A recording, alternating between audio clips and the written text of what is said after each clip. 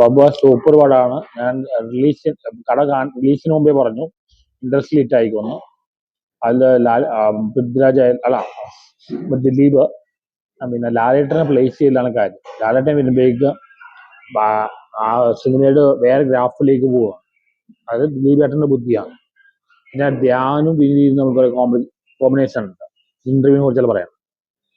പിന്നെ ബൈജു സന്തോഷ് എല്ലാം കിട്ടുന്ന പടമാണ്. ലോജിക്കില്ല എന്ന് നേരത്തെ ആദ്യം പറഞ്ഞതാണ്, അവരാദ്യം പറഞ്ഞത് ലോജിക്കില്ല. ഇത് പക്ക മാസ് മസാല എന്റർടൈനർ. ആ രീതിയിൽ എടുത്തു കഴിഞ്ഞാൽ പടം ഉഗ്രനാണ്.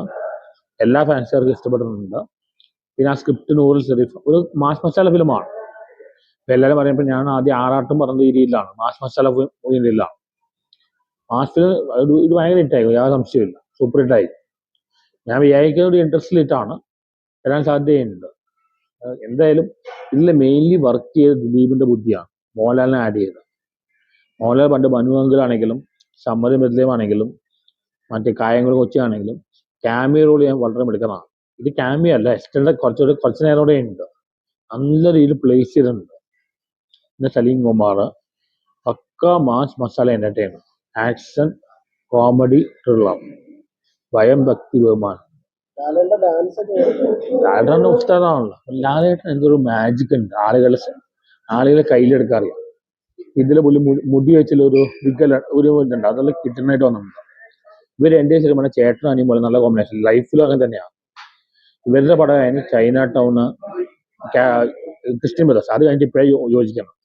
ഇനി എന്തായാലും ദിലീപിന്റെ ടൈമാണ്. ദിലീപും മോഹൻലാലാണ് മലയാളം സിനിമ ഭരിക്കാൻ പോവാ. ഞാൻ ദിലീപിനെ ആളെ ഉപദ്രവിക്കുന്ന ലിമിറ്റ് ഉണ്ട്. ഇന്ന് ഈ പടം ഇറങ്ങുമ്പോൾ പോലും കാണാതെല്ലാം പറഞ്ഞ ഭയങ്കര പ്രശ്നം ഉണ്ടായി. അതിൽ 85 ദിവസം ജയിലിൽ കടന്നാണ്, 8 വർഷം എന്ത് അനുഭവിച്ചു. ഈ 6 പേര് ശിക്ഷിക്കപ്പെട്ടു. അതിനെക്കുറിച്ച് ഇവരാരും പറയുന്നില്ലല്ലോ. ഇവരെല്ലാം പറയുന്നത് ഇങ്ങേരെ എങ്ങനെ പൂർണ്ണം, അത് വളരെ മോശമാണ്. അതിനൊരു റിപ്ലൈ ആണ് ഈ സിനിമയുടെ വിജയം.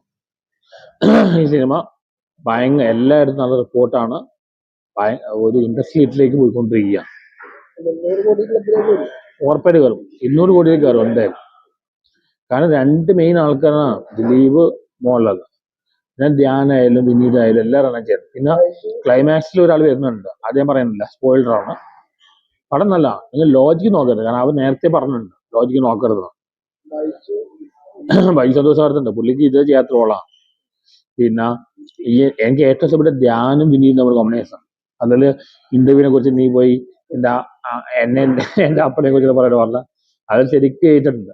ധ്യാനും വിനീതും തകർത്തുണ്ട്.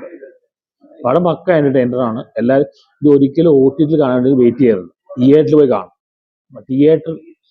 തിയേറ്ററിൽ കാണേണ്ട പടമാണ്. എല്ലാവരും മസ്റ്റ് വാച്ച് ഫിലിമാണ്. എല്ലാവരും തിയേറ്ററിൽ പോയി പടം കാണും. ദിലീപേട്ടന്റെ ശക്തമായ തിരിച്ചുവരവാണ്. തലച്ചോറ് ഉപയോഗിച്ച് തിരിച്ചു വന്നതാണ്. മോഹൻലാൽ നന്നായിട്ട് പ്ലേസ് ചെയ്തിട്ടുണ്ട്. വരേണ്ട സമയത്തെല്ലാം വന്നിട്ടുണ്ട്. ഡാൻസ് ആയാലും പാട്ടായാലും പുള്ളി കുറെ നാൾ ശേഷം മീശ പിടിച്ചു, മുണ്ടെടുത്തു, അത് കുറെ നാളെ ചെയ്തിട്ട്.